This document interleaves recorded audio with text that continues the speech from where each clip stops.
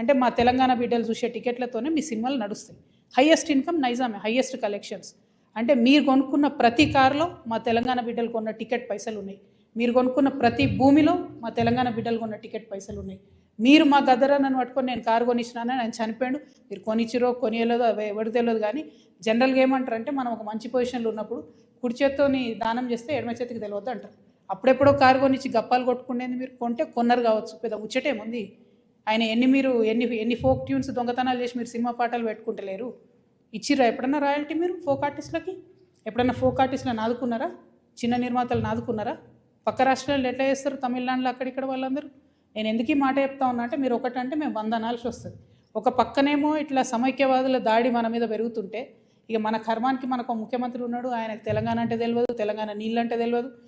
మేము ఎంటబడి కొట్లాడి మా పార్టీ పెట్టినాక కరెక్ట్ వారం లోపల పాలమూరు రంగారెడ్డిలో పెద్ద సభ పెట్టి మన నీళ్ళు పోతున్నాయ్యా మొత్తం ఎత్తుకపోతున్నారు ఆంధ్రోళ్ళు, మీరేమైనా చేయండి అని లొల్లి పెడితే నిన్న ముఖ్యమంత్రి గారు పోయి 2 రోజులు ఫస్ట్ టైం పాలమూరు బిడ్డ అయి ఉండి 30 నెలల నుంచి ఆయనకు తీరిక దొరకలేదట. నిన్న ఫస్ట్ టైం పోయి పాలమూరు ప్రాజెక్టుల మీద రివ్యూ చేసి ఏం మాట్లాడతాడు ఆయన?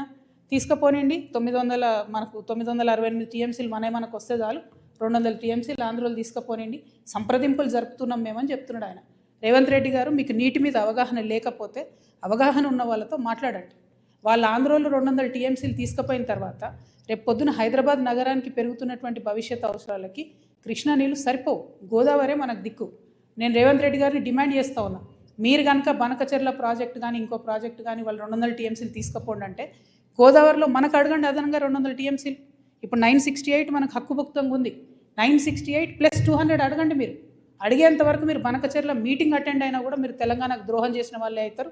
మన భవిష్యత్తు నీటి అవసరాలన్నింటినీ కూడా పాతరేసిన వాళ్ళే అవుతారు. మీరు నేను మాట్లాడుకుంటా ముఖ్యమంత్రి గారు అంటారు అబ్కి బార్ కాంగ్రెస్ సర్కార్ అని. కూర్చునే యువత ఆఖరి బారే కాంగ్రెస్ సర్కార్, ఆఖరి బార్ కాంగ్రెస్ సర్కార్. కాంగ్రెస్ పార్టీ ఇంక 20 ఏళ్ళు తెలంగాణలో రాకుండా తెలంగాణ మీద, తెలంగాణ వాదం మీద, తెలంగాణ వనరుల మీద, తెలంగాణ భూముల మీద బందిపోట్లు పడ్డట్టు పట్టుకొని దోసుకొని తింటా ఉన్నారు మీరు, మీ కుటుంబ సభ్యులు, మీ ఎమ్మెల్యేలు. నిజంగా ఘోరమైందంటే ఈ దోపిడీకి అప్పుడు బీఆర్ఎస్ పార్టీలో దారులు తెరిస్తే, కిటికీలు తెరిస్తే ఇప్పుడు వీళ్ళు తలుపులు తెరిచి ఏకంగా దోసుకొని పోతున్నారు. అప్పుడు కేటీఆర్ పాలనే నడిచింది, ఇప్పుడు కేటీఆర్ పాలన నడుస్తుంది. అప్పుడు కేటీఆర్ అంటే ఏంటంటే కేసీఆర్ గారు, తన్నీర్ హరీష్ రావు గారు, రామారావు గారు. ఇప్పుడు కేటీఆర్ అంటే ఏంటంటే కొండలరెడ్డి, తిరుపతి రెడ్డి, రేవంత్ రెడ్డి. ఇప్పుడు సేమ్ పరిపాలన నడుస్తుంది తప్పితే వేరే ఏం మారలేదు. దోపిడీ మారలేదు, పెరిగింది, రాచబాట పట్టింది దోపిడీ. ఈ 1,00,000 కోట్ల కాంగ్రెస్ దోపిడీని ఖచ్చితంగా ఆపుతాం. ఆ 1,00,000 కోట్ల తెలంగాణ భూమిని కాపాడుకొని తీరుతాం. ఎట్లయితే వెలుగుమట్లలో పేద ప్రజల భూములు కాపాడినామో అట్లనే తెలంగాణ వ్యాప్తంగా ఉన్నటువంటి అన్ని జిల్లాల్లో మీ దోపిడీని గమనిస్తున్నాం. ఎవరు గమనిస్తలేరు అనుకోవద్దు. ఖచ్చితంగా మా వనరులను మేము కాపాడుకుంటాం. సీరియల్ లెక్క ఈ 1,00,000 కోట్లు ఎక్కడెక్కడ దోపిడీ చేస్తారో చెప్తా నేను. ఇవాళ ఈ లేక్ను మళ్ళీ ఒకసారి చూపించాలి దయచేసి. Thank you. జై తెలంగాణ.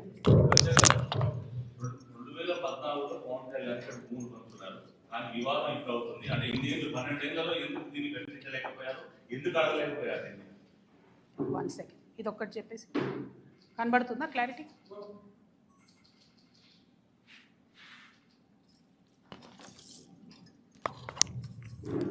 పవన్ కళ్యాణ్ కానీ ఎవరు కానీ భూములు కొనుక్కున్నా, అది రిజిస్ట్రేషన్ చేసుకున్నా, వాటి ఫైనల్ డీటెయిల్స్ తెలిసేంత వరకు మీకు తెలిసి నేను ఎక్కువ మాట్లాడను. నేను ఈ వివాదం వచ్చిన తర్వాత పర్టికులర్లీ పవన్ కళ్యాణ్ భూమి గురించి వాస్తవానికి నేను మాట్లాడలేదు. చాలామంది తెలంగాణ వాదులు తీసి ఇంటర్నెట్లో పెట్టిన తర్వాత అదేంది అని నేను డీటెయిల్గా తీసుకుంటే ఆ డీటెయిల్స్లో వచ్చింది ఏంటి అంటే అన్ని లేక్స్ లాగా కాకుండా ఈ లేక్కి ఫైనలైజేషన్ అయిన తర్వాత వారు కొనుక్కున్న 10 ఎకరాలు కూడా శిఖం భూమి అని తెలుస్తుంది. కాబట్టి ఆయన్నే అన్నారు కదా శిఖం భూమి అని తెలిస్తే వాపస్ ఇస్తాను, వాపస్ ఇవ్వమని మేము డిమాండ్ చేస్తున్నాం అంతే. ఏమో తెలంగాణ ఇది బరాబర్ మా జాగిరే కదా, తెలంగాణ ప్రజల జాగిరే కదా. పవన్ కళ్యాణ్ జాగిర్ అయితే కాదు కదా. పవన్ కళ్యాణ్ వాళ్ళ